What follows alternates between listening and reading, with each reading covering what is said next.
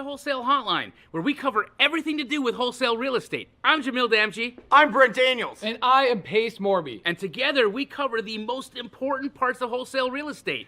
Lead generation. Conversion of sellers into contracts. And dispositions. Guys, remember when you're watching this show, do us a favor and squad up in the comments. Make sure that you are liking and subscribing to the YouTube channels and in the Facebook group Wholesale Hotline. Most important, we want to know we're doing a great job for you and helping you build your business. So go give us a review on iTunes and or Spotify. So squad up and enjoy the show!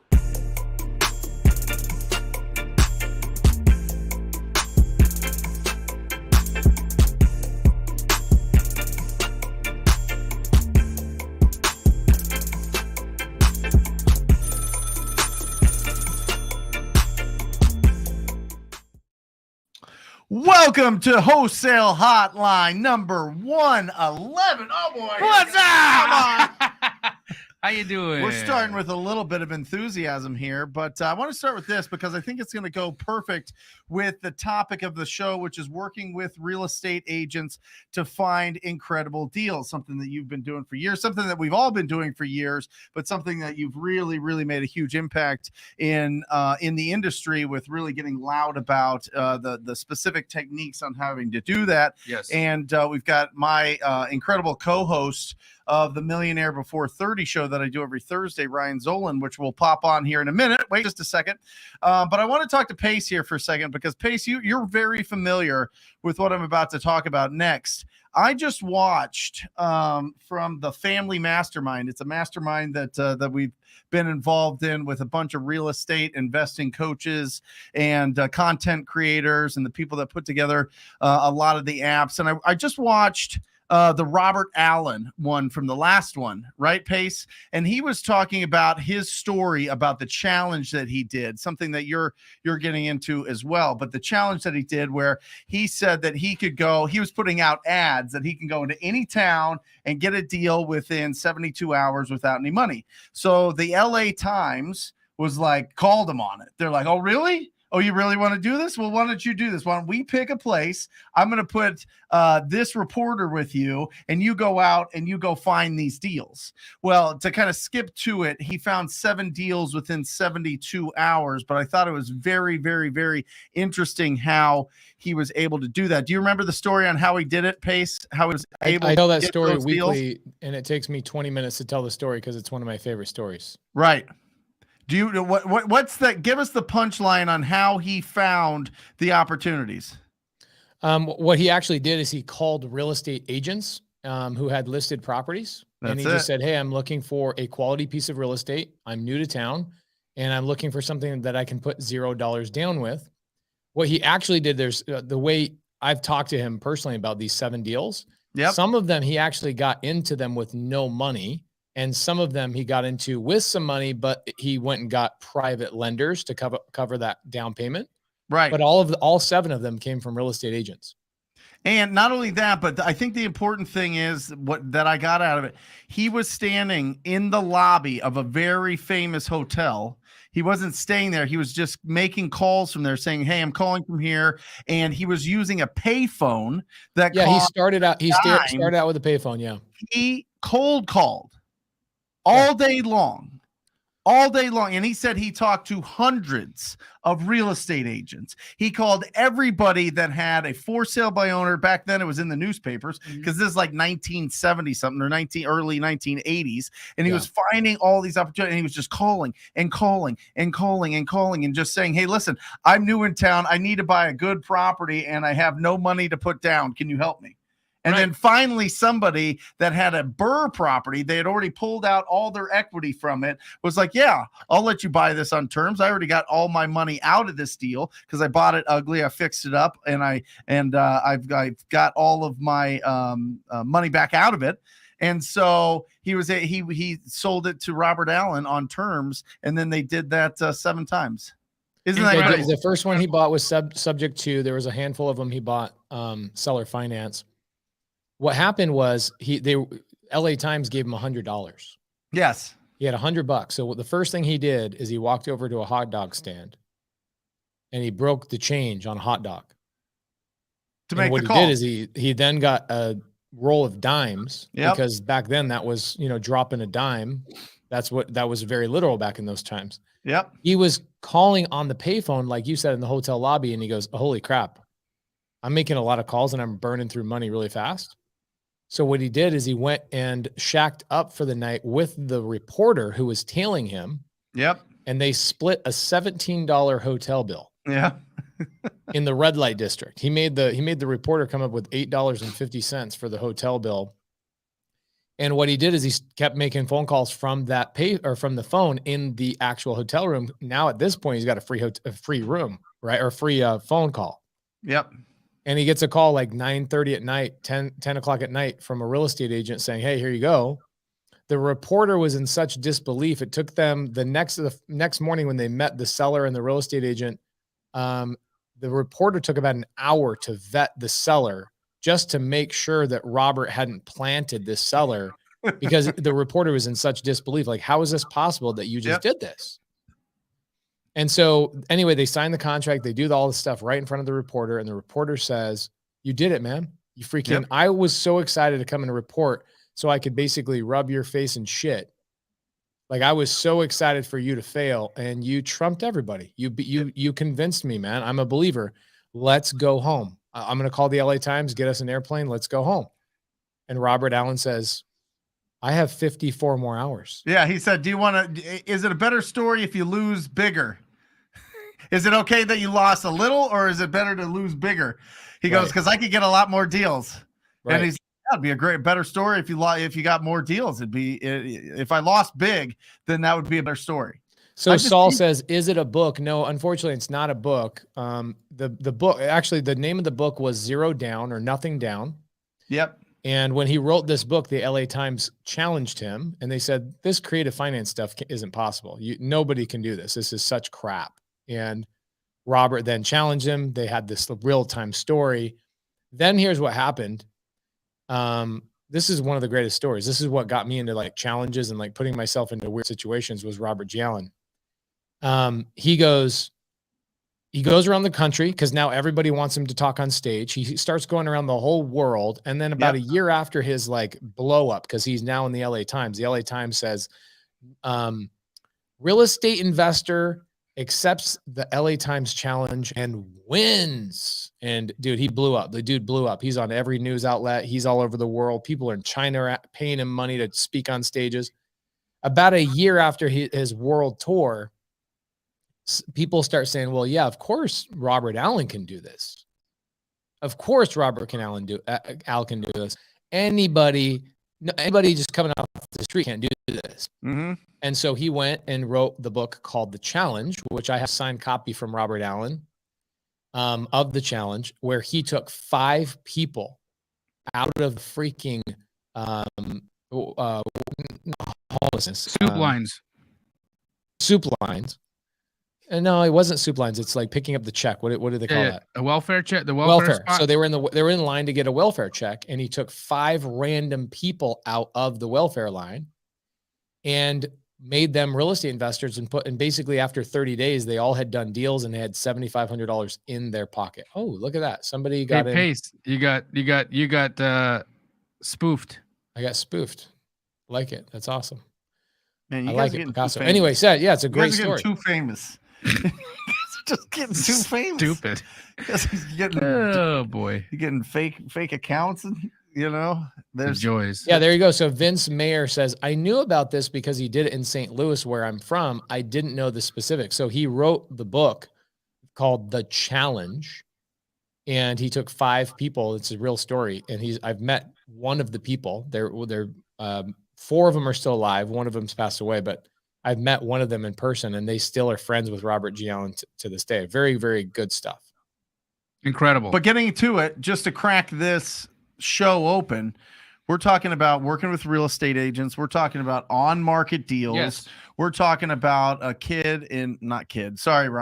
24 years old, a young man, a 24-year-old phenom that has built over $1 million net worth. Yep. Started at 19 years old and instantly knew that he needed to get into higher level rooms, Right. higher level discussions, higher level. And I think it started with Templeton Walker, and then met with that incredible crew, and then and worked. I think he was the first. He was one of the first students for Astro student. Yeah. Astro flipping. So he walked into the office. Actually, he bought the course in person. yeah, That never happens. right. He walked in, sat down, and I looked at him and I was like, "Yo, do you shave?" And There he is. There he is. Ryan. Welcome. Welcome. He's growing a little beard. That's nice. That is nice. incredible. Good to see you, Ryan. Yeah.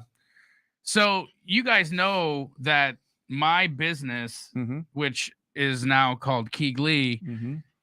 was founded on this principle of leveraging and working with real estate agents. Yes. That's how we roll. That's what we do. And I believe it's a hack. I think that when you are working with realtors and you do it with systems, with intention, correctly, Mhm. you know the right words, you know the ways to approach it, you know the vernacular, you know the things that are going to be hangups for them, you know the things that they're going to be okay with, not okay with.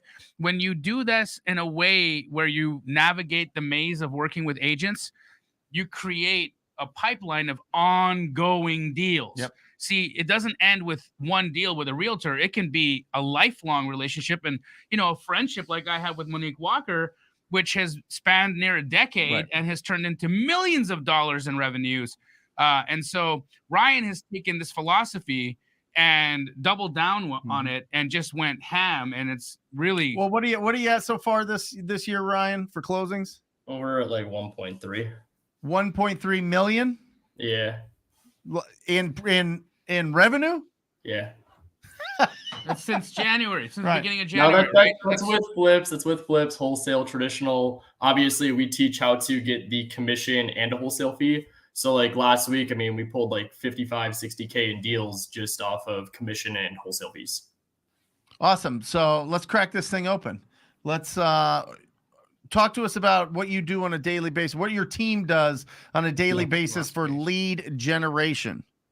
Yeah. So our KPIs are 5 offers a day, where we go into the MLS and we're submitting 5 offers where they're written offers to the listing agent or having them represent us and submit the offer for us to the seller. And then we are also talking to, the goal is about 50 realtors a day.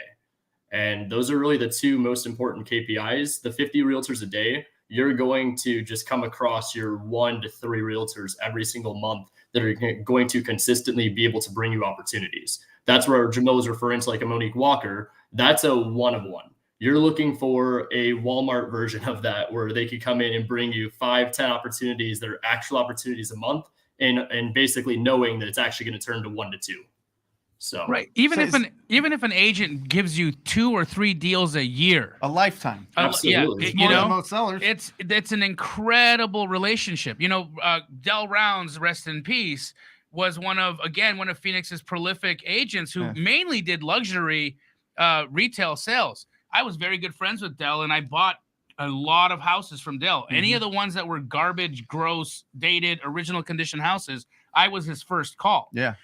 And it wasn't until he passed away that our relationship ended, right? And so, but I'm talking about near 8 years of doing deals with the same agent. Now, he wouldn't give me a ton of them. We weren't doing a deal a month. Sure. We were doing 3 a year, but that was still $100,000 or 6 more. figures, one person. One person. I mean, I don't know a single list. I don't know any list that will pay like that. Unless you find if you find an investor that has multiple deals, Correct. and they have to be really beat up, and they have to be really A motivated. landlord list might get you a situation Right. like that. A landlord list, because you're dealing with an investor. But it doesn't happen year after year after year. No, after it's year. not a recurring thing. Where with agents, it's a recurring thing. And Ryan, you're taking your philosophy and you've created a system, a structure, so that you can show and teach people how to do this, right? Absolutely. Yep. It's it was kind of just burning a hole inside me, watching everybody go out there and feel like they have to compete with guys like Jamil Damji and Brett Daniels in Phoenix, where there's just so much competition in this direct to seller market that you could truly go and work with agents and come across, I mean, honestly, 10 to 20 deals a month. And you said 50 realtors a day you're talking to, is that right? Yeah. Is that contacts? Is that new contacts? realtors? It's not like just 50 you're calling. If they don't answer, you move on to the next. You have 50 conversations. Now, it could be a mixture of inbound versus outbound, where it's like Facebook posts and cold calling. But yeah, 50 is the goal. Yeah. How are you using social media to help this? That's the cheat sheet. I mean, I always say inbound is going to be better than your outbound. And especially if you could have a realtor that's hungry enough to go find the next client, this is the most important part to understand. The hardest part for a real estate agent is actually finding a client. It's not about finding the deal. The hardest part for the investor is finding the deal. So if you could bridge the gap between the two of them and make them understand that as a realtor, you could be their best client. Remember, realtors are used to appraisals, inspection periods where they're going to come in and prepare for this to be a primary home. They're expecting conventional loans where it's going to be a 30-day process, and they hope they don't buy a car in the middle of the 30 days. You're 10 days cash as is, no appraisal. You are the ideal buyer in their box. So just go in and obviously find a way to bring value to them. Don't play a bunch of games where you're just going in and saying, hey, I want you to submit all these offers, and then just ghost them or have them send you properties and go around them. Build true relationships where it's a win-win situation for everybody, and just watch what happens with that relationship. You'll go and you'll find, like, I've got a good consistent base of like 10 to 20 realtors that every single month will bring me at least 5 potential deals. So now, Ryan, you and I are gonna have a big internet release party where we're gonna basically dive into the meat and potatoes of this course. And we're going to do that on a live stream on my YouTube. So if you guys aren't already subscribed to my YouTube, it's going to get posted in the chat here. Just give it a little subscribe-y, and then show up for that, because Ryan's going to basically show us exactly what he's going to be teaching in his program, which I think is going to be incredible. I mean, Ryan, you're a beast, and it's fair to say that you're giving us all a real understanding of how free leads can change your life and make you a millionaire in 3 months. Gosh. Well, I mean, literally though. Real quick though, 10 to 20 realtors, you say, will give you consistent business. Yeah, so those are your VIPs. Huh?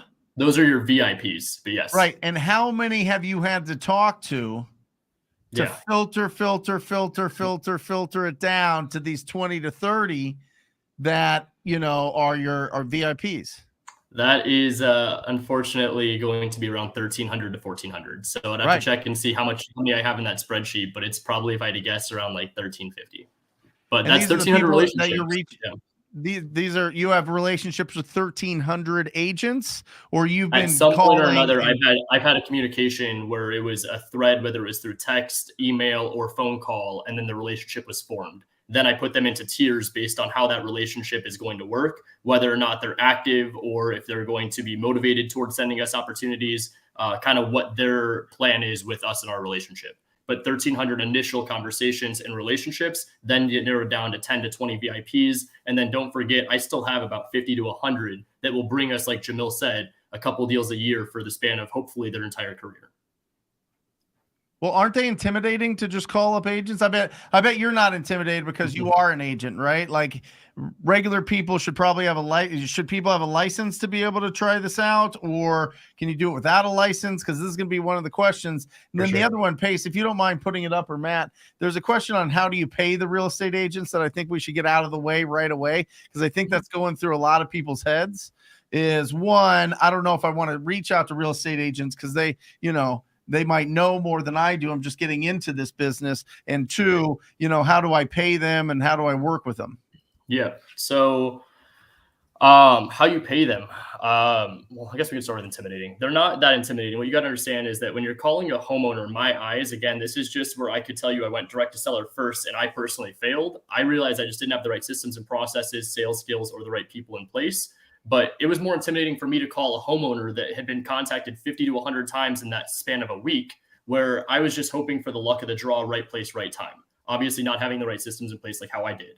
I would say when you're going and talking to these agents, what you got to understand, again, hardest part is finding a client. It's just like I showed on the call on Friday with Jamil. When I was calling a lot of these realtors, they have so many opportunities and they're excited for those calls.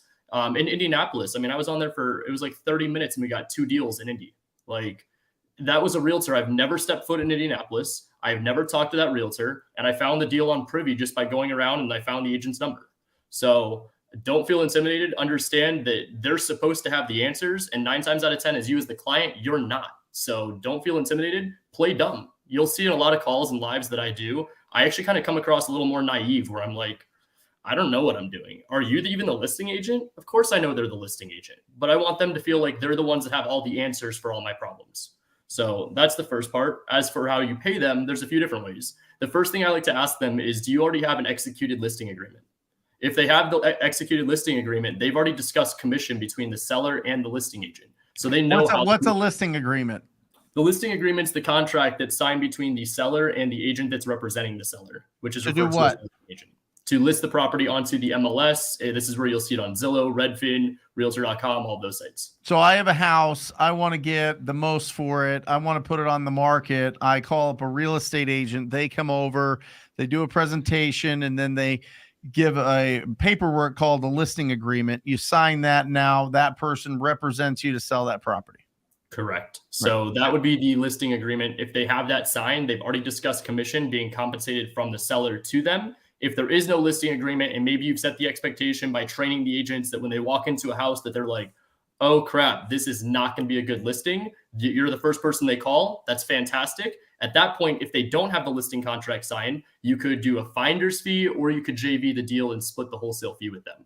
The most important thing to understand is that you've just got to set the expectations at the front. So when you're talking to the agents, a lot of times I'll tell them we're wholesalers. It actually even happened today at the office. Shout out to Brandon on the team, but he was like, yo, what do I do here? She said she knows who you are. And I was like, awesome. Tell her that this is our process. Every property we go in, we have the intention of buying. So that kind of even leads to the question that's on the screen here from Josh. How do you legally and morally use do proof of funds? Agents are going to request that all day long. So what you have to make sure you're doing is having actual backing power, whether it's through squatting up with somebody like in the comments, or you have a private hard money lender that's going to back you, or you're JVing a deal with somebody that is flipping and buying and holding, and they will be like your co-signer. So. Pace, you've got a pretty interesting approach to how people can help each other with lending. I think you've got some animals, you name them after. How does that work? How would somebody squat up with somebody and work with another investor to get some private money to get a viable proof of funds? Let me lay this out. I'm not going to answer this in 30 seconds. So give me 2 minutes to answer this. Okay. Sure. So I came up with an idea that answered the question for how to get started in real estate. Okay. So many people are like, I don't have a lot of experience. I don't know enough about comping. I don't know enough about this. I don't know enough about contracts. I don't know enough about all the aspects of the business. And so what they do is they take months and months and months to learn. And then at that point, it's really challenging for them to even make a decision. Do I go to creative finance? Do I go to wholesale? If I go to wholesale, do I go to agents? Do I go to on market, off market, whatever? So I came up with a really, really simple strategy for a lot of wholesalers to solve a wholesaler's problem. Okay. How many wholesalers do you think, percentage wise, don't have the ability to come up with $1,000 for their earnest money? Quite a few. 80%. I would say 80%.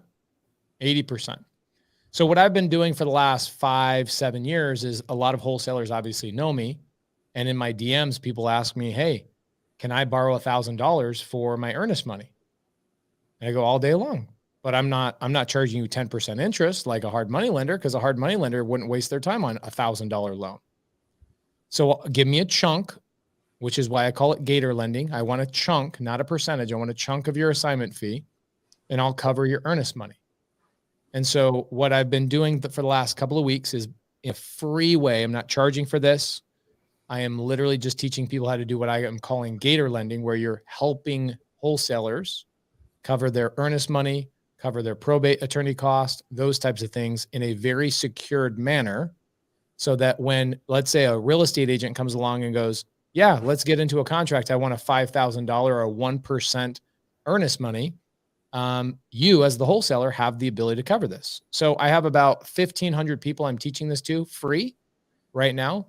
Yesterday, Nina Shoup, she was with me, and she's like, this Gator lending thing can't be that easy. I'm like, are you kidding me? There's literally 100,000 wholesalers out there right now that need this service. $1,000, $5,000, $7,000, whatever it is. So she goes, well, how do I post? How do I find people? And I show her where and how, exactly what to post. And within like 15 minutes, she goes, I just got my first client. I'm going to lend $1,000 for a week, and I'm going to make $5,000 on just covering somebody's earnest money. So there are a ton of ways to cover your earnest money as a wholesaler without being dishonest and just hiding what most people do. Here's what I'm seeing.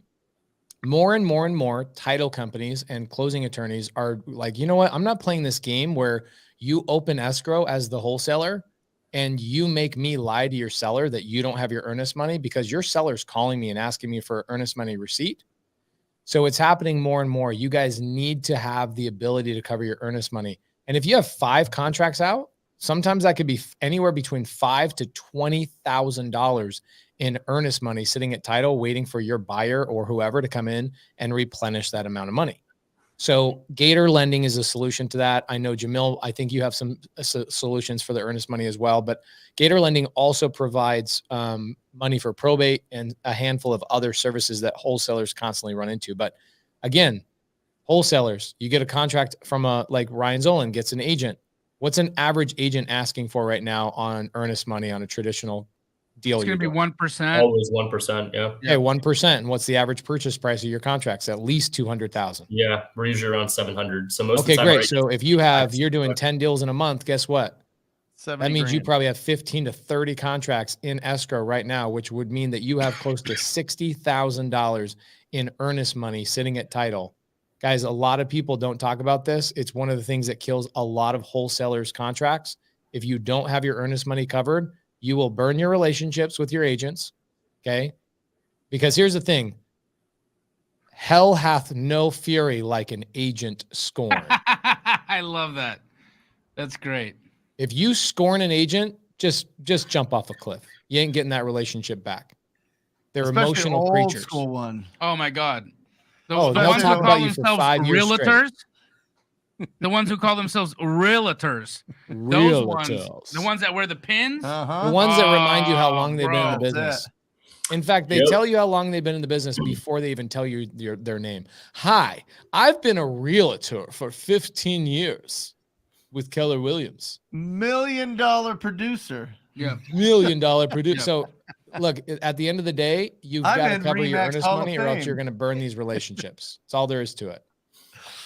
That's very true, Pace. And what I've also seen, guys, is that with real estate agents, if you aren't always swift to write that check, and if you're not sending a proof of funds immediately when they ask, you're going to degrade to 0 when it comes to trust. So you got to send it with the offer. You send it with the offer. So it's not the agent being a jerk when they ask for that. It's what they're required. It's a broker requirement. They've been burned a couple of times. Yeah, well, they have to send in a proof of funds because they're not acting as a fiduciary if they haven't verified that you've got the financial capability of closing the deal. It's literally their job. It's literally their job. It's their duty, right? It's their duty. So what are some of the ways that I found to bridge that gap? Well, you can squat up with a Key Glee or another wholesaler that is bigger than you in your market and have them back you financially. So if you ever work with a Key Glee in most of our franchises, will be able to provide you a proof of funds, and they will back your contract so that morally you're not lying, you're not committing fraud because you're writing a contract that you can't perform on. Right, guys. It's fraud. If you write a contract and you don't have the financial capabilities or capacities to fulfill on that contract, you are putting yourself in a situation where you open yourself up to criminal and civil liability. So don't do that. Squat up with somebody and make sure that you've got the financial backing to close the deal. There's also private money lenders. I have $1 million in a fund that I personally put in place to back your contracts. So you can always use that. Again, we're going to dive more into that on Friday when we do our thing on YouTube. So if you guys are interested in checking that out and learning more about what this is all going to be, my YouTube channel is going to be in the chat. Hit it up. Guys, we have almost 720 people on right now. We've got 16 responses from you guys across 4 YouTube channels and 2 Facebook groups. Hit that like button. I want to see that thing just creep all the way up. It makes the audience bigger. The bigger the audience, the more you get to squad up, the more that we get to connect with really, really important people that haven't been in our world yet. So make sure you hit that like button. Make sure you hit whatever, the hearts or the whatever, if you're on Facebook or if you're on YouTube, make sure you hit that. Can I do a shameless plug since we were talking about Gator lending just real quick? I don't consider myself a private money lending guru, but I have taken a lot of private money lending classes, and I find out that most of the people I learned from actually are not actively raising capital. If I could go back and learn one skill in real estate first before anything else, it would have been how to raise capital so I could buy more deals. I want to hold properties. I'm at a point in my real estate career that I want to hold at least 20% of what I touch, right? I want to build real wealth, not just, hey, I got a really great paycheck. I want to have forever money. And so I am going to be on Sunday mornings, I'm going to be calling private money lenders, cold calling them. I will be doing this for probably about 6 months because I have a plan this year to raise $25 million for multifamily creative finance deals. And so if you guys are part of the free Gator lending community that I'm building, you guys can be in those Gator lending calls on Sunday morning. So my next one is on April 10th. It is a Sunday. It is completely free. All the stuff that I'm going to do with Gator lending is completely free. I'm never going to charge for it. I'm just going to give it away because I will be raising capital live. Instead of talking about it, I'm going to just show you guys how it's done and have a lot of fun with it. So just FYI, that is going to be happening quite a bit for the next 6 months. Pace, I've got a question for you. Yeah. And Ryan, you as well, because I think this fits into both of your guys' worlds. So Ryan, you're working with an on-market MLS deal. Say it's been listed 90 days. Right. How do you parlay that into a creative deal? And Pace, have you been involved in those deals where you're going after a lengthy listing, so something that's been sitting on the market for a long time, and trying to see if a seller is open to terms there? Is there a way to bridge the gap between on-market and creative finance deals? I showed you a DM yesterday from a realtor when you and I were together. I get a lot of on-market deals where realtors, they don't have equity. There's no way it's a wholesale deal. There's no way it's a wholesale deal. And sometimes you get sellers. In fact, if you go on the MLS right now, anywhere in the country, you guys, anybody that's a real estate agent that doesn't know this, you guys need to get educated on this real quick. You can go look on the MLS right now and type in seller finance, seller carryback, or something regarding seller finance, and you will see hundreds of properties. In fact, if you go on the MLS right now in Phoenix, Arizona, Maricopa County, there's probably close to 100 listed properties with real estate agents that state the seller will carry and give terms. This has been around for a long time. It's just that most realtors don't know that. So I don't need to parlay those ones. They're just right then and there. Here you go. We are offering terms on this. And then I get a lot of real estate agents. For me, I like reaching out to real estate agents and say, send me stuff that you can't list or that's not selling after 90 days. Yep. I want to be an option for you. That's where I reach out to agents. So I don't touch anything unless it's 90 days. Personally, that's just my strategy. Doesn't mean that there's not deals between day 1 and day 90. It just means the likelihood is like 10x after day 90, halfway through their listing agreement. For sure. Ryan? Yeah, so we don't really mess around too much with it, but I can tell you right now that it is a strategy. Brent and I always talk about it on the show on Thursdays, but it's like focus. For me, it's currently just wholesaling and then fix and flip, and then creating enough capital that we're redeploying into rentals.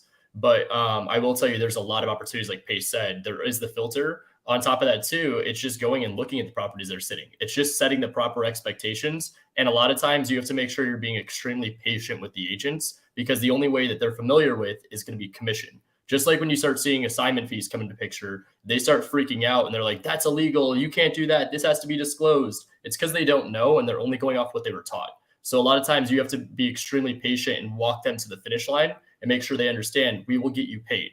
And the only other downfall is that if you aren't able to pay them a full commission, in their head, they're going to be like, well, why would I do a smaller finder's fee of 2,500 rather than 7,500 to 10,000 in commission, when they can't see the bigger picture that if it's not selling, you're not making 7,500 to 10,000, you're leaving the potential 2,500, move on to the next on the table. I've found that if you say the word referral fee to a realtor, it actually triggers their vomit response. Yep. Well, and why is that? Because it's basically asking an agent to eat a shit sandwich. Yeah. You're discounting. The reason being is that their brain is focused around a referral fee, meaning $2,500 or less. And the thing that lights them up is 3% and 6%. They want to talk in percentages. They want to hear they're at least minimum getting 3%. Mm-hmm. In fact, I know of realtors who, in this competitive market right now, sellers have been reducing how much they're paying to a buyer's agent. Yeah. They're going down to 2% for a buyer's agent or less. And I know of agents who will refuse to show their clients those listings because they're not being paid. Yep. That's a very common practice. A lot of times they miss out on seeing the 2.5%, which is a very normal amount nowadays, where there's a lot of realtors, especially when I first started. I remember learning that from brokerages. The agents are like, I'm not showing it unless it's 3%. So, yeah, 3%, unfortunately, there's those agents out there. Ryan, I'd like to dispel a misconception that I think I've seen. Well, I've seen it where buyers, fix and flip buyers, are hesitant to buy deals that are listed on the MLS. I have done thousands of those transactions, and I can tell you that I've had no problems. There are some rules that you need to follow. First and foremost, don't have your wholesale price be higher than the listed price unless it's a brand new, freshly listed property. And you can you can show that it went under contract immediately and a bidding war ensued. That all has to be explained to your buyer before they'll digest that. Ryan, how are you going around that?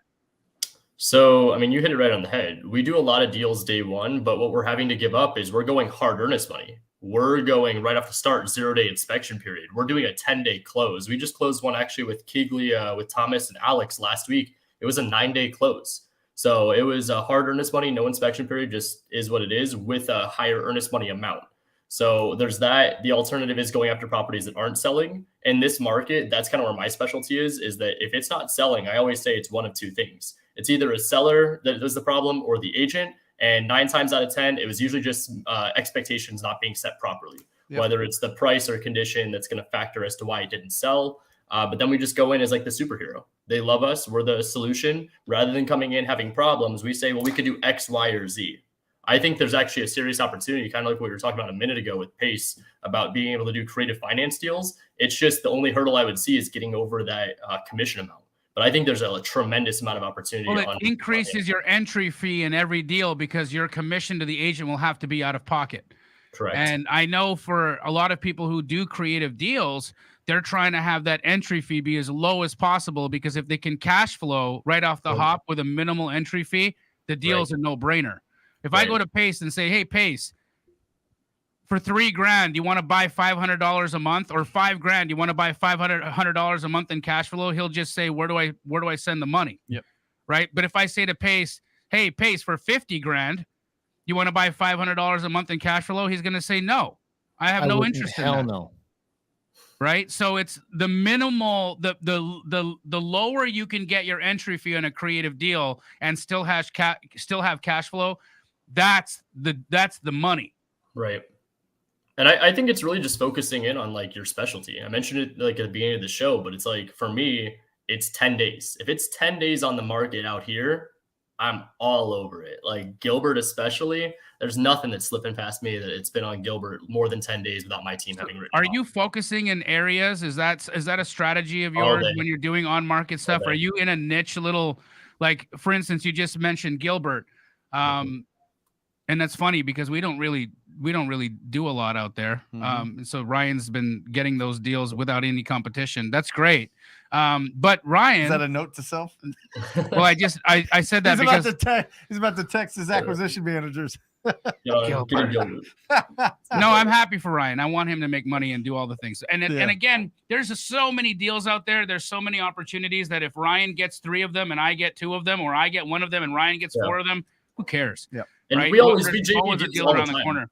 We just sold Ryan a deal in McCormick Ranch. We did great on it, and he's going to knock it out of the park. And all is well. This this is the joys of working with people that might be competitive with you. I mean, guys, I teach how to work with agents as a coaching program. Ryan is coming out with a coaching program that teaches how to work with agents. Is that a competitive situation? It could be. Am I not here promoting Ryan? Of course, because I want to see Friday. And I want to see people. I want to see people grow and understand how this works. Right. Mm-hmm. The more people that can do business and do deals, I think the better off we're all going to be. 100%. Ryan, let me ask you this. With your strategy, do you find that your cash buyers, and you as well, your cash buyers have to be different? They have to be very experienced. They have to have the deeper pockets. These are more established companies that are doing, because you said your average is 700,000. That's a different realm than most, ma and pop and people just getting into it or just starting out or willing to take down. Are you seeing that you have to go to the, 5, 10, 15, 20 buyers that you have that have all of their, tracks greased when it comes to their subcontractors and their insurance and turning on utilities and all of these different things and picking out supplies and design and all that? Or do they already have that, or are you just selling it to it's a mixed bag like it is with all wholesale? No, yeah, that's a great question. So we focus primarily on our 10 to 15 buyers. So while a minute ago I told you we focus in on specific areas, while I love Gilbert, Brandon on my team loves Scottsdale, Albert loves Tempe, Kyle messes around in Mesa and Phoenix. We have everyone that's focused in on one specific area.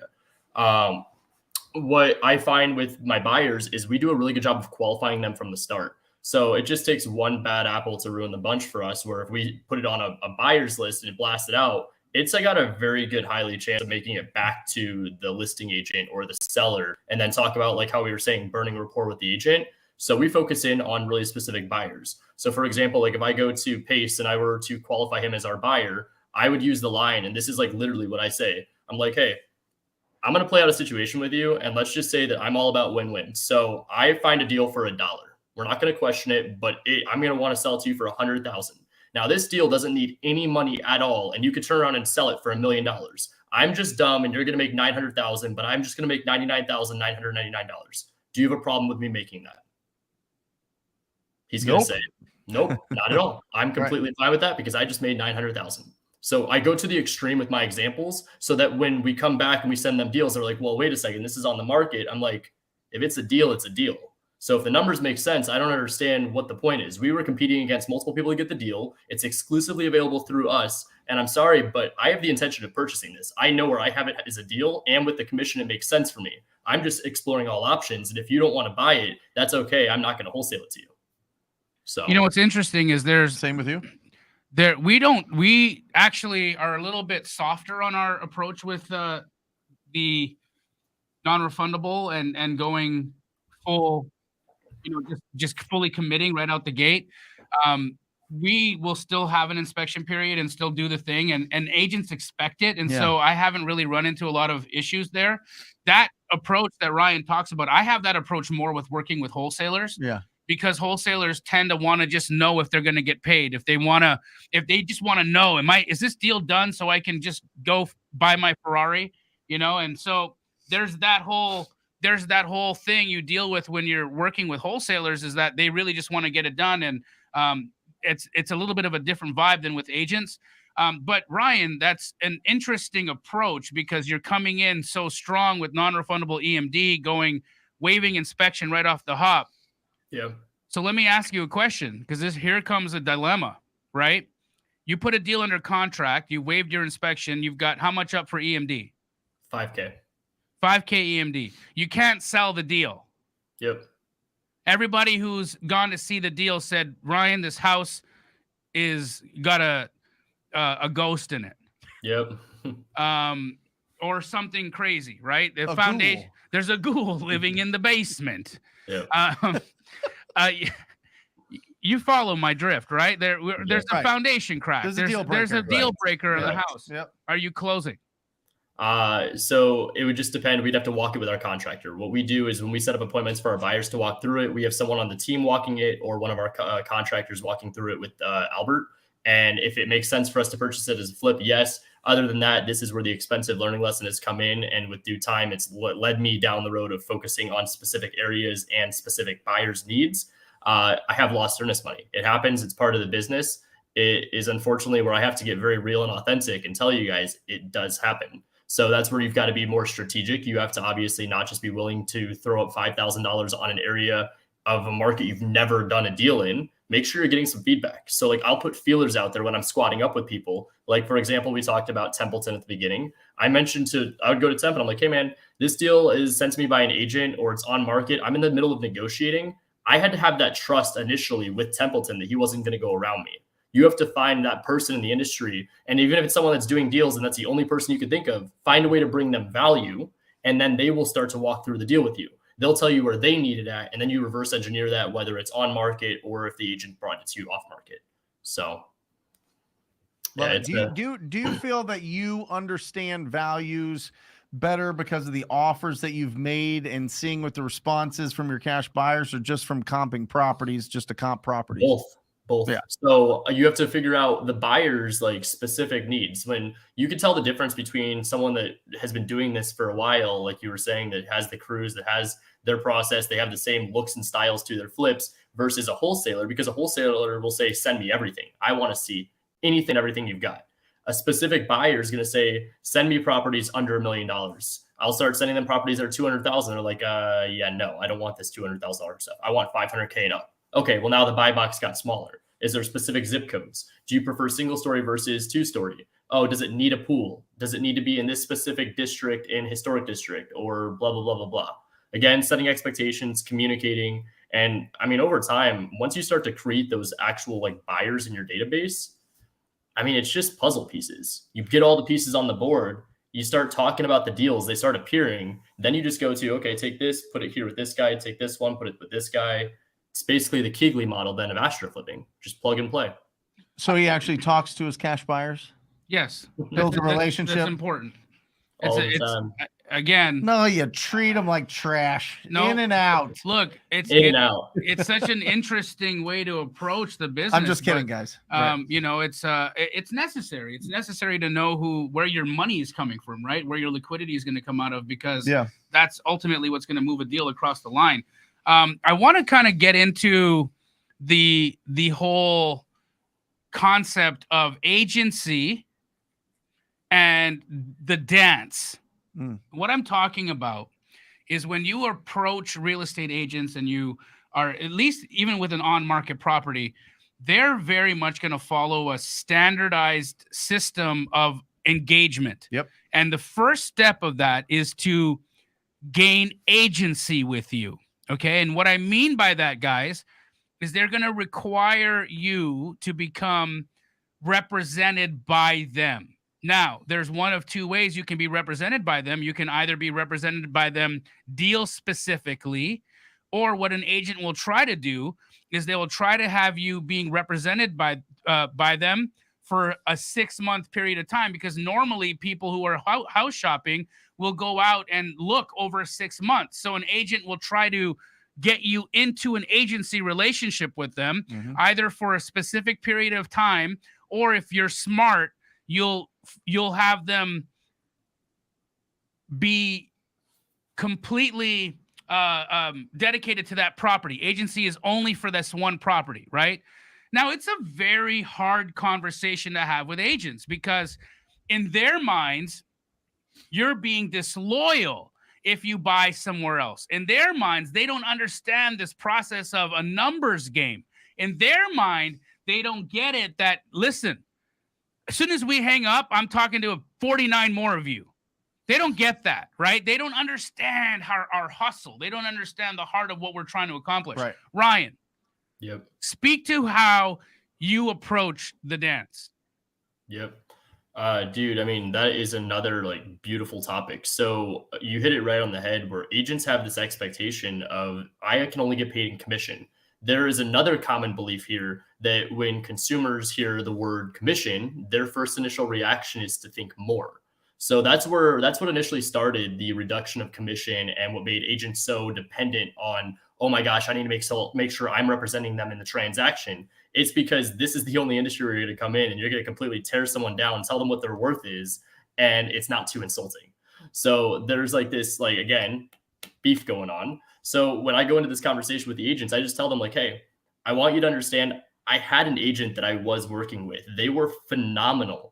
They actually decided to go into blah, blah, blah, blah, blah, other industry. They decided to move to Vermont, whatever your story decides to be. With that said, I'm working with multiple agents. I need to disclose that up front because I don't want you to feel that I'm being disloyal to you. Again, we're setting expectations. But I'm going to go in and I'm going to tell them, I want to just play out a situation, kind of like the same story I did with my buyers. But I just have a question for you. So if, let's say Sally Smith is a realtor over at Keller Williams and she brings me a deal, do you think that you should be compensated on that deal?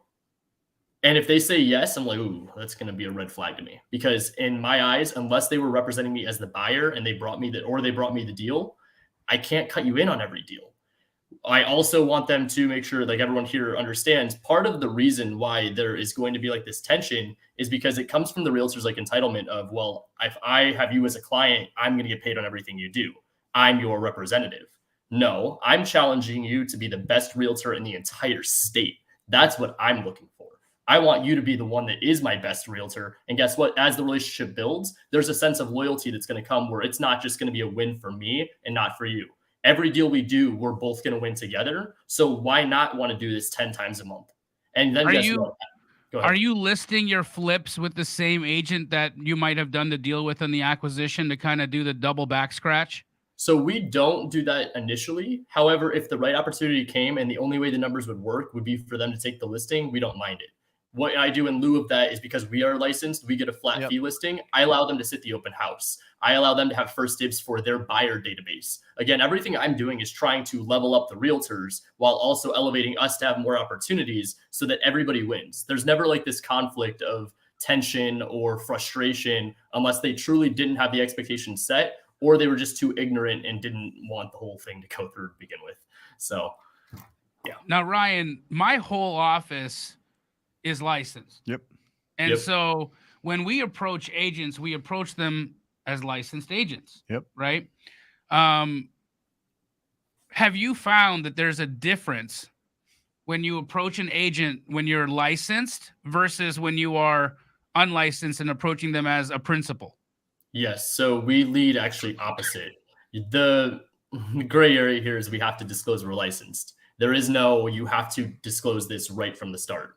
So I jump into the conversation saying I'm a buyer. I tell them what I'm looking for. I tell them what my process is. I explain the wholesale operation. And then by the end of it, I say, just so you know, I am licensed, but I want you to understand I'm not asking for a referral fee on the deals that you bring me. Yep. So that way, again, I leveraged it by saying I could, but I'm not going to. And it's almost like this like reverse psychology where they're like. So you're kind of using it as a throwaway line. Like you're almost like, and we're licensed.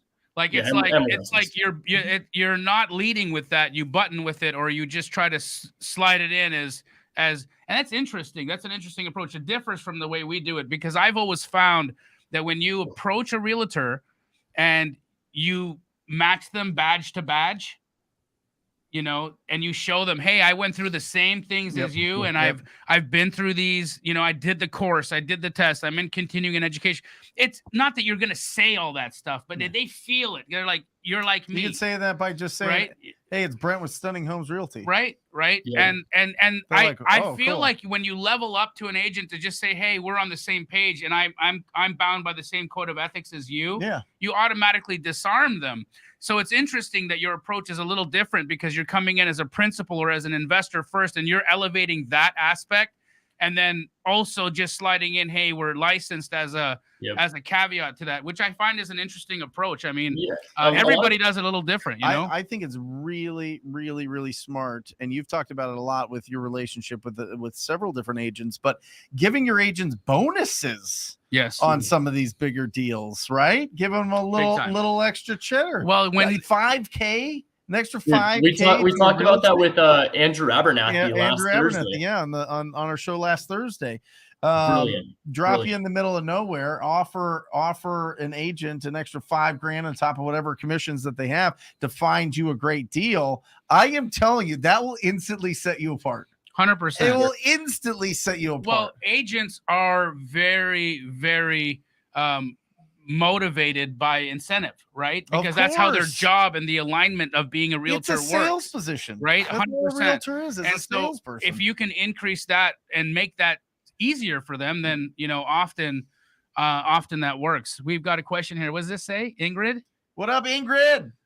Ingrid's question is, I just got a Morby method. Ooh, that's a special way that Pace structures his deal so that he can use different types of financing and still get cash out to a homeowner, a large amount of cash out to a homeowner without having to come to the table with a big chunk of money. I'll let Pace describe it because it's genius. But Ingrid said, I just got a Morby method under contract by saying I'm a licensed investor. I talked down that I was licensed and that I just use it for MLS access. It disarmed her, in her opinion. So Ingrid is very much saying what Ryan is saying in that regard. She will always walk in and be an investor first. She puts the investor hat on and then has her license as the other hat. Interesting take. I appreciate the comment, Ingrid. Just as a side note, real quick, guys, Wholesale Hotline podcast. If you are feeling what Ryan is talking about here, we put clips from our Millionaire Before 30 show on that podcast. It's got an unbelievable catalog of interviews and instruction from Pace, a ton of incredible conversations and instruction from Jamil. If you guys are not subscribed to the Wholesale Hotline podcast, make sure you do. Over 80,000 downloads the last 30 days. It keeps creeping up. I am telling you, it's going to set the bar. It's really, really, really awesome. So check it out. Pace, what's the Morby method? When a seller asks you for too much money as a down payment on a seller finance situation, right? A lot of people that are trying to acquire seller finance, they hear me tell stories about all the deals I do with $0 down and 0% interest. Well, that happens all the time. But what happens when a seller says, I want 20% down?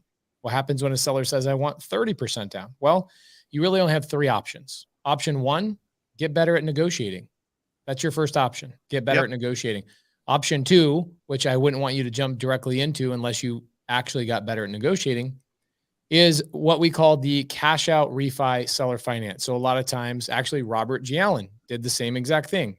Okay. So Robert G. Allen, his first deal out there in San Francisco was actually his seller refinanced all his equity out and then let Robert G. Allen take that loan over subject to.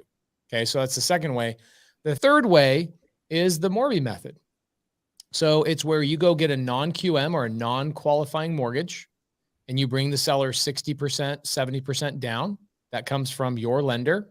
Non-qualifying mortgage, meaning they're not basing it off your credit. They're not basing it off your income. They're not basing it off anything other than the actual house itself. And then the seller will then carry back the remaining 30 or 40% in a seller finance carryback position. So a lot of my students are doing these right now. It was like this whole other vault that got unlocked for a lot of them. And more, Ingrid's been in the program for a year and here she is. We just created the Morby method. And it's like, people are just start cranking them out, acquiring properties and holding them. So you ever have a seller that wants too much money and they want too much money down, the Morby method is the way to solve that problem. Go ahead. Can you tell us what kind of lenders? Is this a private money lender, a hard money lender, both? Is it a conventional lender? What type of lenders would be offering a non-qualifying mortgage? There are a lot of conventional lenders that offer them too. Like my buddy here local, he's a conventional lender at People's Mortgage, really big national chain. Yep. Brian Gething is his name. They offer a non-qualifying mortgage product, but that's not who I use. I use a company called myinvestorloan.com for non-qualifying mortgages. They lend, I believe, in 47 states. So My Investor Loan is who we use. They bring the 60% of the money down to the table.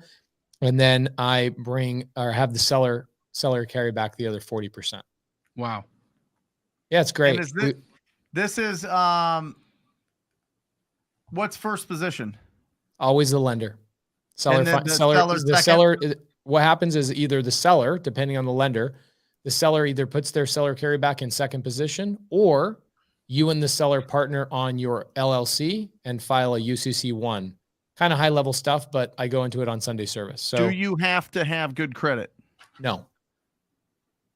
You can have bad credit and get a loan. My investor loan will reject certain people, but there's 20 other lenders that I can refer you to. So if for some reason somebody says my investor loan rejected me, just DM me and I'll give you another lender that'll give you a loan on bad credit. And they just look at the asset. They look at the asset and what it could rent for. Awesome. Yeah, pretty cool stuff. Yeah, I mean, it's questions in here. Yeah, Seth asks, if the auction date is set, is there still time to make a deal? I mean, what do you think, Ryan? Yeah, absolutely. What's the fastest you close a deal? The fastest I've closed a deal. I mean, title took a little bit. Like they took 48 hours to come with a rush title report. Yep. But as soon as I had that rush title report, I was able to close a deal in 48 hours. Mine's the fastest is 5 days, and that's you can only close real fast if there's no liens. Right. You got to get the loan payoff, the lien payoff. So anybody, if you're talking to a seller that's like, give me my money, give it to me, I want it in 24 hours and it's yours. I would love to. The answer is this: I would love to, and I will. But we need to make sure it goes through the title company and make sure that they have enough time to do their job. As soon as their job is done, that money is wired in and done. Does that sound fair? Yeah, that sounds fair. Okay, great. Right. Guys, we have near 800 people across platforms. We love you guys. And this is incredible. Not enough likes. Not enough likes. Not enough likes. I don't understand what's happening here. Not enough likes, but so many people. I love it. But if you guys, and I think we might have a few new people because Pace, the last couple of days, he kicked the crap out of the 10X stage and gained thousands of new people in his vortex. And I think that we might have some people from 10X joining us today on Wholesale Hotline. Well, welcome. They came here for you. What are you talking about? You made the people behind the boards at 10X, the people who were like running the event, you made them react in a way that they weren't ready for you, bro. When Pace finished, they set off fireworks. It went with smoke, and it was insane. Love it. It was insane. Welcome if you guys are new here. We appreciate you guys. We appreciate you joining us and being a part of this. We've got Ryan Zolin from the Zolin Group on tonight. He is talking to us about deals that he's doing with real estate agents, deals that he's finding on the market, dispelling all kinds of myths that deals can't be done on market. He's not only wholesaling those deals, he's double dipping. He's getting paid by assignment and commission. In addition to that, he's also fixing and flipping the properties that he's finding. And to date, since the beginning of the year, has done $1 million or more in revenue on the market with zero spend. This is $5 million goal for the year, and this is Ryan. 5 million. Come on, man. 24 years old. When you set yourself 24, barely just turned it. Come on. When you set yourself up around a great structure, great people, great partners, he's got great people working with him, and you figure out the processes and the ways to do this business at the highest level possible, then a stinking MLS listing isn't going to hold you back from getting a check. Do you mind if I put on our Millionaire Before 30 blueprint? Can we put that, Matt? This is something that Ryan and I worked on, and this is something that we talk about every Thursday at 10 a.m. Pacific Standard Time on the Brent Daniels YouTube channel. Give us a second here. This is the Millionaire Before 30 blueprint, how to get started, how to build it up.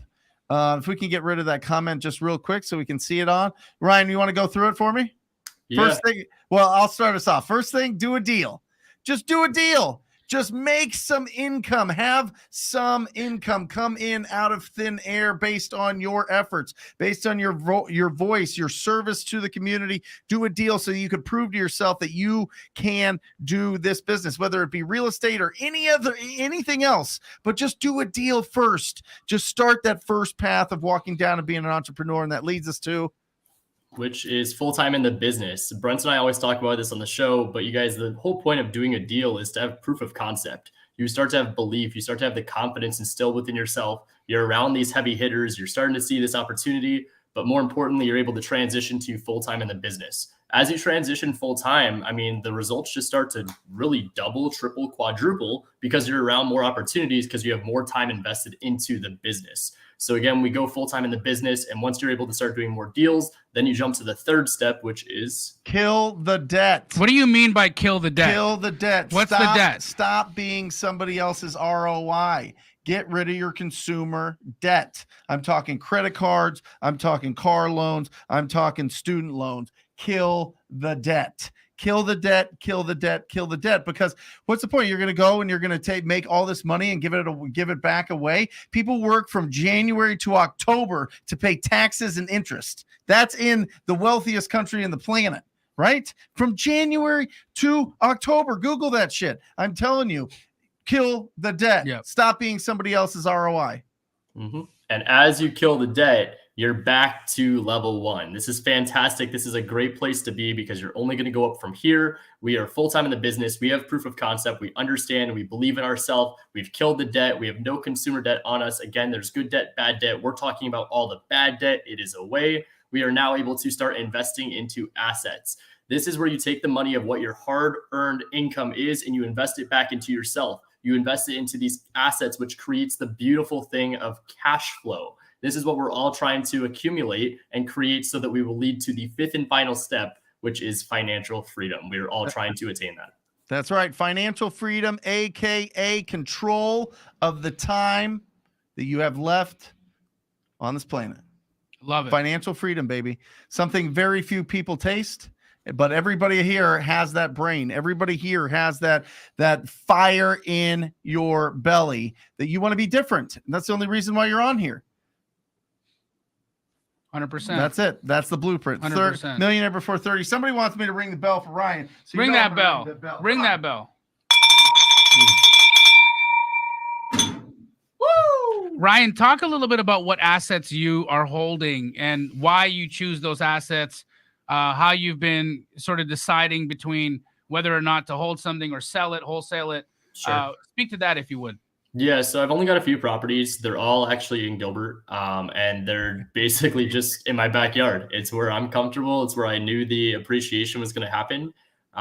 Good cash flow and assets, and then I've got a little bit of ownership down in one in Tucson.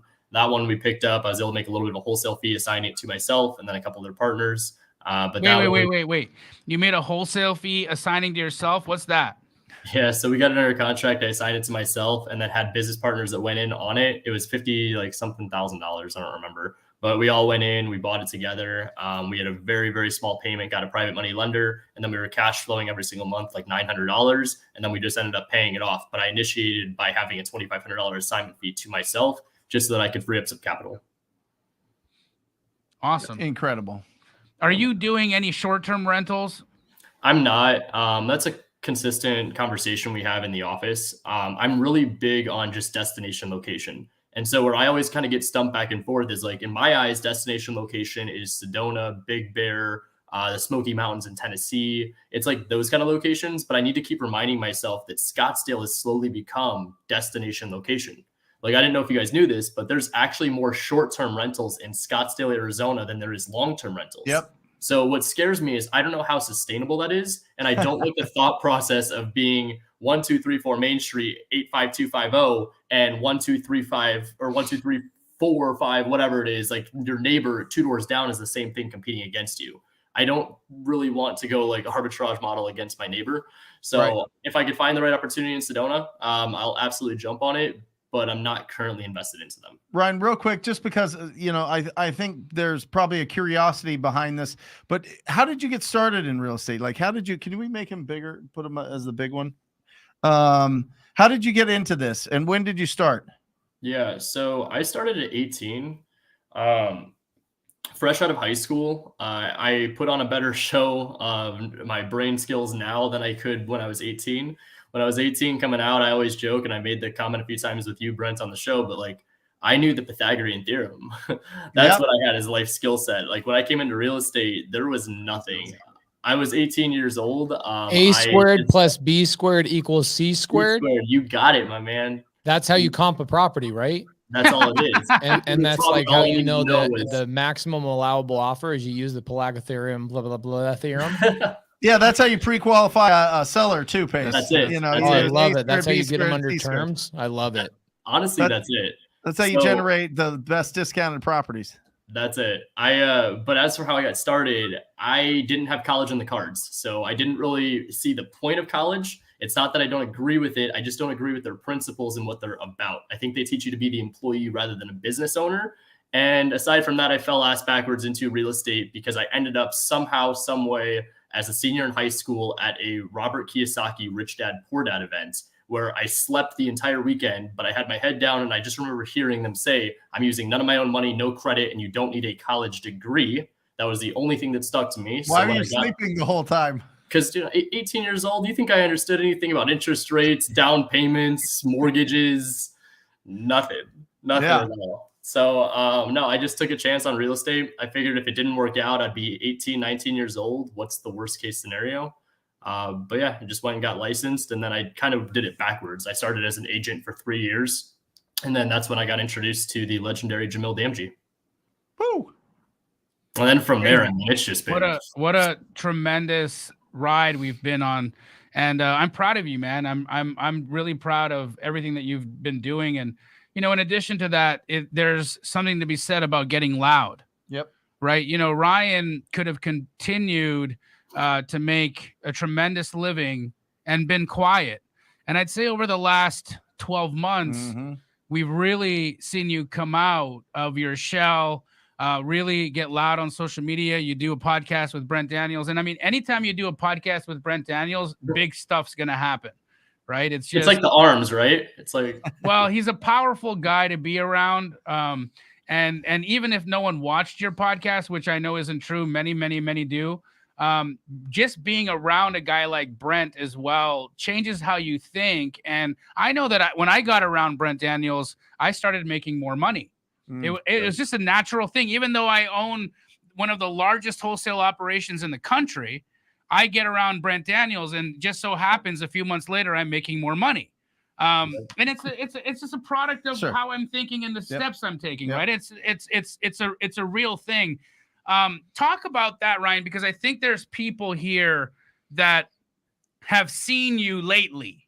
You know. And they've watched you on either IG or you're TikTok. Here. Great your TikTok is blowing up. You know, I was scanning some of your reels on my way into the hotline today, and I was very impressed. I was impressed by how high quality they are and how pertinent they are. So well done. But talk about that. Why did you get loud? What's the purpose here? You know, aside from buying a Lamborghini and living in a mansion. Oh man. So I mean, everyone's heard the saying. Did you buy a Lamborghini? No, he didn't. No, I'm making that up. Holy moly! I was gonna have to. I was this close on a Ferrari. I was this close, but I didn't do it. Oh my gosh! Delayed gratification. Buy a Prius, dog. Buy a Prius. I didn't do it. It's okay. And he's gone. And he's gone. He just shows up. He just shows up to say, buy a Prius. It's like, no, it's funny. 35 miles per gallon. I mean, especially nowadays, right? But yeah, talk about getting loud because it's changed you and changed your business in a very, very good, positive way. I think it's really exploded things for you. So how does one do that and feel, you know, and not feel self-conscious? Because I know for me, the first thing that I was very self-conscious when I first started turning the camera on. Also, I had a very bad beard.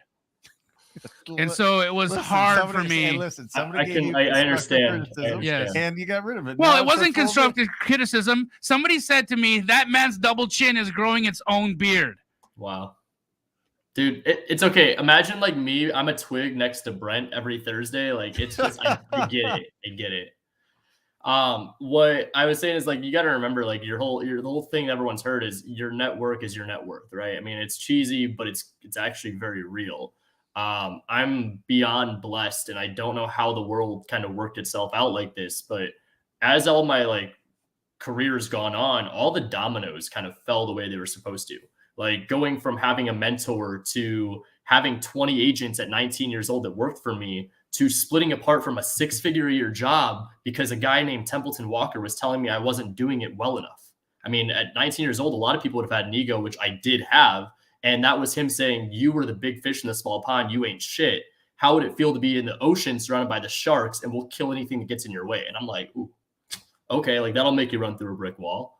And so then as I started getting around Templeton, it was Steve Trang, it was Jamil Damji, now it's Brent Daniels.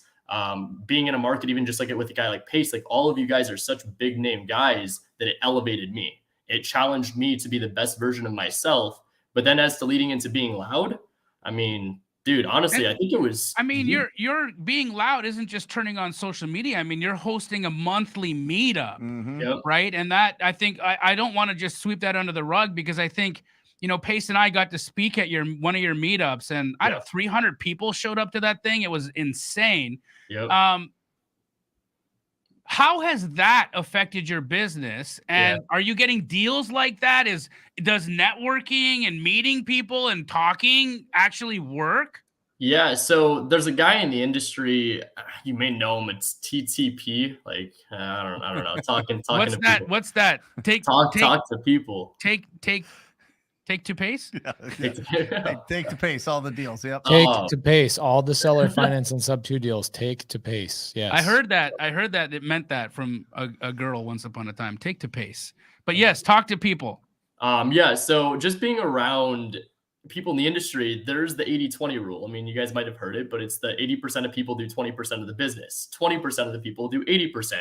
Well, guess what? 20% that do 80% of the business are in those rooms at the meetups. If they're taking a random Tuesday night to go to a taco shop in Tempe, Arizona to meet a guy like Brent and myself, they're going to obviously be very interested in learning something, whether it's just finding how they can bring us value in deals, whether they're a realtor trying to elevate their game, they are a private money investor trying to squat up and do deals with people that have deals.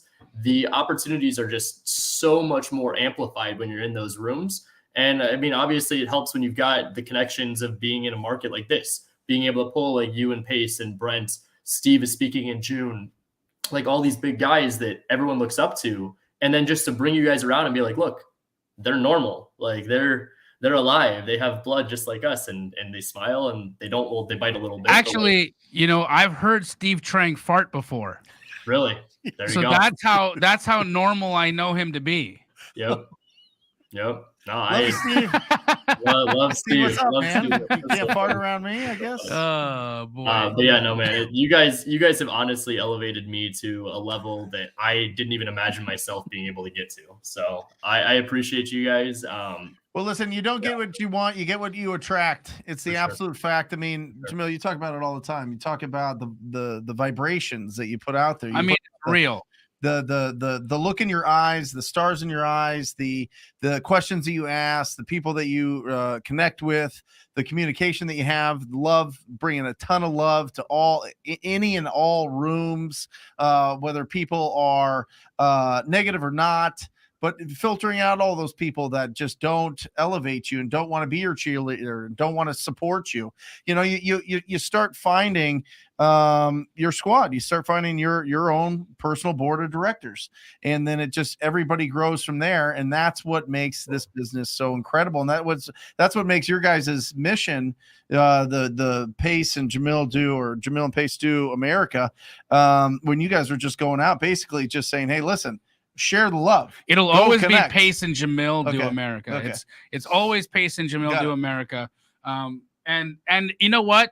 We're going to continue to do America. In fact, on the week of April 4th. Oh my gosh, we're going to freaking New York, New Jersey, all of the Northeast. Bro. Yeah, boy. We're going to meet our publicist. We're going to meet A&E, the heads of the network. Nice. As well as the executives there, as well as eat good food. Oh, yeah. And we're going to do one heck of a meetup. We're going to do a pop-up. We're going to have as many people as we can get out there legally and safely in somewhere either in Jersey, New York, or Philly. So if you know of a location that we can, if you know of a location that we can hold our pop-up at, send Pace a text message, and his phone number is, no, I'm kidding. Send us a DM, either him or me. Send us a DM because we definitely will need a location when we are in New York.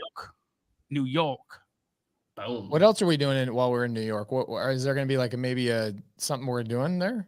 Well, there's a restaurant in Central Park called the Boathouse. Come on, bro. You know what I'm talking about. We're gonna go there. You're going to be on Bloomberg. We're going to be on Bloomberg, possibly some other press as well. So our publicist, we're still getting these things for the show locked up. Yes, but Pace and I will be doing a little bit of a press tour in New York while we're out there. Suits? I will. I actually have suits now. You guys are looking dapper. I'll tell you what. Pace with his tight white pants and that. Honestly, bro, on me, those are just called pants. But Pace was so handsome on the 10X stage there that somebody actually threw a bra at us. Oh, look at that. There you go. All right. I can't remember the guy's name, but it was his wife's bra. It's Miami. Yeah, it was Miami. You know, whatever. Yeah. It was an incredible experience, and we're gonna keep it going. So April, guys, April 4th, the week of April 4th, expect us in New York. Yeah, and guys, just remember, we're here in Phoenix, and there's like a Phoenix thing, and there's a Phoenix vibe, and everybody can do this in every city. Right. Everybody can get loud. Everybody can turn around their phone and document their journey, even if you're starting out, even if you don't know what earnest money is, even if you don't have earnest money, you can turn around and be like, I learned about this new Gator thing, right? Even if you don't know, you've never talked to a private money lender, film yourself calling a hard money lender for the first time. People are doing this and blowing up. And when they blow up, people bring them deals. You understand that? Like, if you show that you have genuine enthusiasm and passion for this business, and that you're willing to put your mistakes out there and just show the world that this is just the journey you're going on, one, you get to look back on it fondly, but two, all of a sudden people start like pumping you up and cheering you up and like getting excited about what you've got going on. And it's just different, right? It's just different. People get to step into your life for a second and be like, oh my gosh, they're really doing something amazing. I want to be around this person. And then all of a sudden you're going through a book, a Rich Dad, Poor Dad. Somebody reads that for the first time. They become your business partner and you make $50, $500 million together, whatever it is. It's how these stories come about. It's how all of this comes about. You got to be brave. You got to be loud, and you got to be focused, and just focus on ugly houses and big deals. That's what you're looking for in the beginning. Ugly houses, big deals. And if you run into somebody that doesn't like your price, find somebody in Pace's group that knows how to do creative financing and work with them, match up with them, partner up with them, and find a way to do a deal. You could literally do a deal on every single lead if you knew all the different strategies. It's just in the beginning, you don't know how to recognize potential.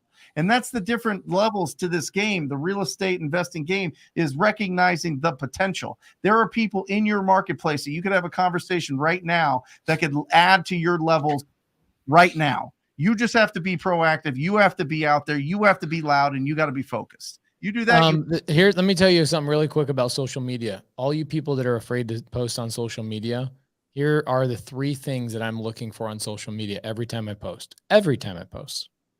Every time I post. Even when I'm posting about my kids, my wife, my this, that, whatever, I want people to know who the real person is, because people want to do business with people they know, right? They like and they trust. Okay. Mm-hmm. I'm looking for 3 things when I post on social media, and I'm getting loud like Brent is talking about. Number 1, pretty obvious. I'm looking for deals. All right. In fact, I have so many deals just in my DMs and my email, I can't even keep up with them. So the second thing I'm looking for in social media is recruiting. Yes.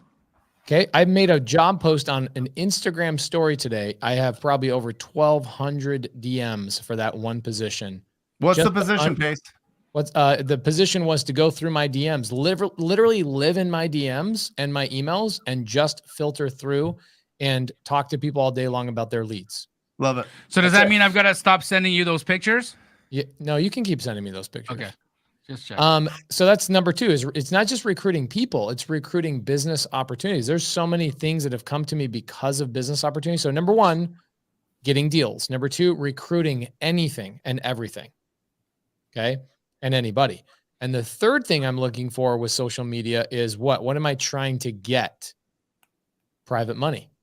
I'm trying to get private money. Those are the only 3 things you should be looking for on social media. And if you guys are out there like, I don't have any knowledge. I don't have this. What service can I provide? Guys, you all have an advantage over all 4 of us on this screen. People really don't want to hear about a guy like Pace who's done thousands of deals, and Jamil's who's done tens of thousands of deals, and Brent who freaking does 10,000 deals a day, and Ryan Zolin who almost bought a Ferrari but didn't. You guys really don't want to. Hey, it's still in his mind, I bet. It's still in there, right? I know it is. It's not. It's okay if you buy one. I'm just teasing. But here's the thing that people really need. People need the nitty gritty, the ugly parts of this business. They need to see other people going through the failures and the calls and the things. 100%. And you will get so much traction by not trying to be the perfect person and the perfect sales pitch and closing every deal. In fact, Munif, as you guys all know, who got second place in the Closers Olympics this year, Munif asked me, he said, Pace, what's your best advice for me right now? I go, start a Twitch stream right now and let people watch you make mistakes all day long in your business and call it the takeaway. And he's like, why would I call it the takeaway? And I said, because you want to give them one thing to take away every single day by watching you work. He didn't have to be the guy had a pipeline full of deals. And guess what? He tried to get into wholesale for 2 years. He mortgaged his house. He got a line of equity against his house to go and pay for a bunch of not great mentorships. He then learns the things that we all teach on this screen. But then he started streaming on Twitch. 5 months later, quit his job, has a pipeline full of Airbnbs, all through creative finance, raising private capital, doing all this stuff. Social media is the business card of the modern era. If you don't use social media, that's like McDonald's taking down the golden arch. How dare you try and sell a McDonald's or a Big Mac without any golden arches and your name anywhere? I would drive right back past your building, not even knowing what the hell you do. So if you're not using social media and you're not telling people what you're up to, you're missing out on deals, business opportunities, and private money. Love it. Ryan, tell everybody about our show on Thursday. Who's coming on? Ooh, yeah. So speaking of private money, part of what I've done is like my mission is it's not even just because of the show Millionaire Before 30. This is kind of what connected Brent and I was that I want to make a direct impact on the younger generation. Now, the best way to do that is to be getting around the guys that are younger that have money. So we've kind of fallen into some cool opportunities with NFL athletes. So shout out to the guy, Anthony, on my team. His brother actually plays in the NFL, but we now have connections to NFL, NBA, and MLB. And we are super excited that Jeremy McNichols on the Tennessee Titans is going to be coming onto the show Millionaire Before 30 on Thursday. He is going to be talking about how he like just mindset of being a professional athlete, talk about some cool stories. I mean, he's Derrick Henry's backup on top of how he invests into real estate. So rather than just going and blowing the money, he's got a few rental properties and he wants to do more. So he's actually coming out to meet with me and the team to go through some of our properties we're doing to kind of see our processes and then take that back to some of the other athletes. Awesome. When you guys are with him, can you ask him why he doesn't play for the Rams? Right. Did he used to? No, just because the Rams are the best. Oh, okay. He wants the Rams. Okay. So that'll be my first question. Hey, Jamil wants to know why you don't play for the Rams. He's like, contracts? Well, frick. Because they didn't draft me. Yeah. They didn't. Guys, that is at Thursday, 10 a.m. Pacific Standard Time. We also have on Wednesday, I've got a live show, 2 hours answering all of your questions about wholesaling, real estate investing, and building wealth. 10 a.m. Pacific Standard Time, Brent Daniels' YouTube channel. Jamil, what is your Friday event and Sunday? Sunday, I will be doing Straight Outta Compton. Of course. And you guys can catch me there. And then Ryan and I are putting up, we're doing a live on my YouTube in a couple of weeks. We're really going to promote it. Okay. Yeah, we're going to promote it because I want as many folks to be there as possible. We're going to just do a deep dive into this whole MLS, the whole on-market MLS approach to deals. There are questions here that I think we'd love to answer. One of them being, do you only do assignments or do you double close on market deals? Questions like that will be answered on that live stream. So make sure you tune in. And if you're not subscribed to my YouTube channel, do that. I noticed I've got some new people on today's live. So I appreciate you guys tuning in and continue to do so because we are here every Monday at the same time, 5 p.m. Arizona time on Wholesale Hotline, baby. What up, Pace? When are you doing your stuff? Same time, as always. You guys are the best. You're the best. New Jersey and New York. Melissa says, Pace, I'm in New Jersey. I can't miss this. Guys, please don't miss this, because what's so funny is Jamil and I are coming out, and somebody like maybe 15 minutes ago goes, when are you guys coming to Atlanta? What? We just had a 350 person meetup that cost us $7,000. Right. Like 2 weeks ago. Literally, we rented out the whole entire bowling alley, spent $7,000 to have 350 people come out, and you show up 2 weeks later and go, when are you guys coming to Atlanta? Do not miss out on New Jersey and New York, guys. We're going to do it big. We have really, really struggled to get out there because of weather or COVID or whatever reason. So please, only thing I care about you caring about is Jamil and I going out to Jersey and New York and doing it big, hanging out. Jamil, do they have to be sub 2 or Astro or TTP students to hang out with us in New York? No. In fact, we want everybody from the community to come out. But here's the deal, guys. If you are on the East Coast and you're and you might need to travel an hour or 2 hours, do it. Do it. Here's why. Because we've been trying to get out to New York for 2 years. 2 years, yep. And it's just happening right now. So it's not happening again for a while. Our lives are getting busier. Things are getting crazier. Please don't wait, because you never know. Never know. Get out there, guys. Awesome. Wholesale Hotline. Ryan crushed it. Thank you so much, brother. I'll see you Thursday. Love you guys all. Hope to see you Wednesday. That's it. We are out of here. Holla, baby. Woo! Later, guys.